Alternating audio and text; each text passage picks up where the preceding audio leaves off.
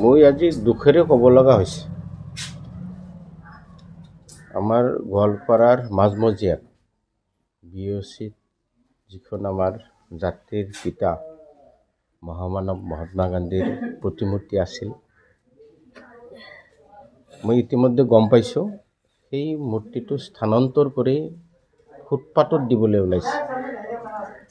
খালি ফুটপাথে নহয়, PWDৰ মাজত সেইখন আকৌ ৰাস্তাটো এক্সটেনশ্যন হ'ব। ইতিমধ্যে ডিপাৰ্টমেণ্টৰ পৰা প্ৰপ'জালো গৈছে, সেইটো আকৌ ভাঙাও পৰিব। কিন্তু কি কাৰণত সেই মূৰ্তিটো স্থানান্তৰ কৰা হৈ আছে মই বুজি পোৱা নাই।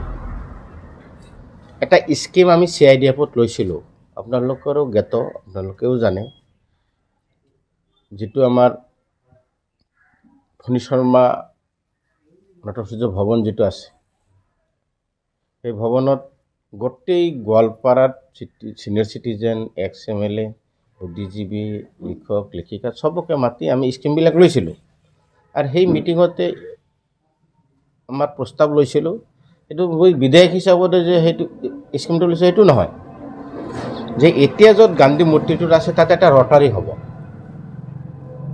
ৰটাৰী হৈ সেইটো DC অফিচলৈ 600 মিটাৰ ৰাস্তাটো বহল হ'ব। যিহেতু VIP ৰোড, সেইটো DC অফিচ, তাতে আপোনাৰ যিমান আছে জজসকল আছে, মাননীয় বিচাৰপতিসকলৰ তাতে কোৱাৰ্টাৰ আছে, আপোনালোকে নিশ্চয় গম পায়। SPৰ কোৱাৰ্টাৰ আছে, CRP অফিচ আছে, CRPFৰ বিভিন্ন ধৰণৰ, সেইটো VIP ৰোড আল্টিমেটলি আমি জানো। সেইকাৰণে তাতে ৰটাৰী বনাই, কাৰণ সেই গান্ধী মূৰ্তিৰ চাৰিওফালে ৰটাৰীটো হ'ব আৰু ৰাস্তাটো বহল হৈ DC অফিচলৈ যাব। সেই স্কিমটোৰ নাম আছিল, আপোনালোকেও আছিল সেইটোত জড়িত, আমি চবেই লৈছিলোঁ মিলি, যে improvement and upgradation of SS46। তাৰমানে এইটো SS46 মানে যিটো দুৰ্নৈ গৈছে, আপোনালোকে নিশ্চয় গম পায়। SS46 from chain number 3100 kilometre to 3160 মানে কিলোমিটাৰ, মানে 600 metre, including rotary at junction point, এইটো Goalpara, under CIDF for the year 2019-2020। Barnali Deka যেতিয়া DC আছিল, আমি সকলোৱে মিলি আৰু এইটো সজোৰে এইটো সমৰ্থন কৰিছিল।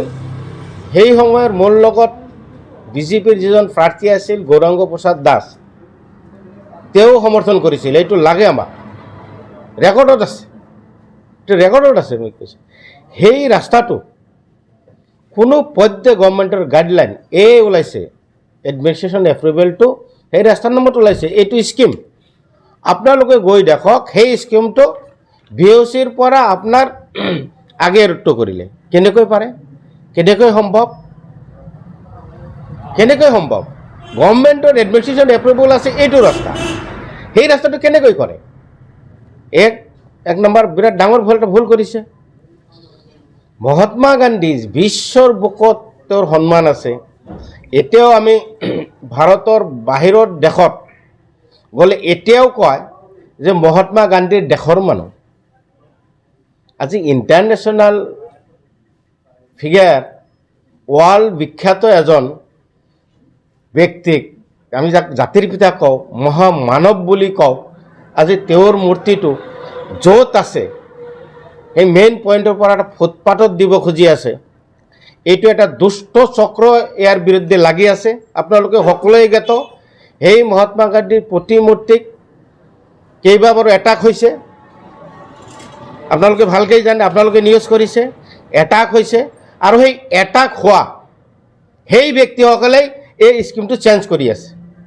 যদি এইটো প্ৰশাসনে যদি এইটো ৰেক্টিফিকেশ্যন নকৰে, য'ত আছে তাতে নাৰাখে, যদি শিফ্ট কৰে, নাজানো এই গড বাহিনী, এইবিলাক গড বাহিনী, এই গড বাহিনী যদি এইটো কাম কৰে, আমি কোৰ্টত যাবলৈ বাধ্য হ'ম।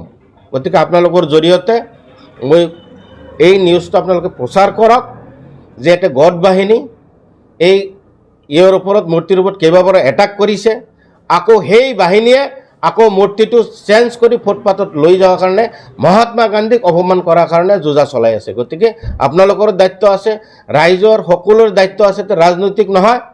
মহামানৱ মহাত্মা গান্ধী ভাৰতবৰ্ষ স্বাধীন কৰিছে, গতিকে সেই ব্যক্তিক আমি সন্মান নিদিলেও অসন্মান কৰিব পৰা অধিকাৰ আমাৰ নাই।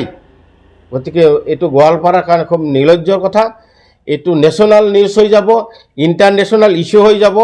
এতিয়াও সময় আছে, এইটো ৰেক্টিফাই কৰক, নহ'লে কিন্তু কংগ্ৰেছে বহি নাথাকে। আমাৰ জিলা কংগ্ৰেছ অফিচৰ ফালৰ পৰা আমাৰ জিলা কংগ্ৰেছ প্ৰেচিডেণ্টে তেওঁক লিখিত জনাইছে, এইটো কোনোপধ্যে যেন কৰা নহয়। আৰু স্কিমটো যেনেকুৱাই আছে সেনেকুৱাই কৰক, লাগে বন্ধ কৰক, লাগে কৰিব নালাগে। কিন্তু স্কিমটো কেতিয়াও চেঞ্জ কৰিব নোৱাৰে, কোনো পধ্যেও নোৱাৰে, কোনেও নোৱাৰে, কাৰো ক্ষমতা নাই। এইটো আকৌ চেঞ্জ কৰক, এইটো আইন আনক, গভৰ্ণমেণ্টৰ পৰা এপ্ৰুভেলটো লওক। এডমিশ্যন এপ্ৰুভেল আছে য'ত, সিফালে কৰক। এইটোতো কৰিব নোৱাৰে, কোনো পধ্যেই কৰিব নোৱাৰে। গতিকে মই আমাৰ সভাপতিয়ে ডিচিক লিখিছে, নিশ্চয় ডিচিয়ে এইটো ভাল এটা ষ্টেপ ল'ব। আমি যিখিনি গম পাইছোঁ, ডিচিও এই চক্ৰত পৰি কি কৰিব নকৰিব বুজি পোৱা নাই। গতিকে ডিচিকো অনুৰোধ জনাইছোঁ আমি, আপুনি ঠিক থাকক, আইনত থাকক, যিটো উচিত সেইটো কৰক। আমি এইটো অনুৰোধ কৰিছোঁ। আৰু তেওঁ যদি নোৱাৰে, সেই দুষ্ট চক্ৰৰ লগত যদি বলে নোৱাৰে, আমাক কওক, আমি কোৰ্টত যাম, আন্দোলন কৰিম।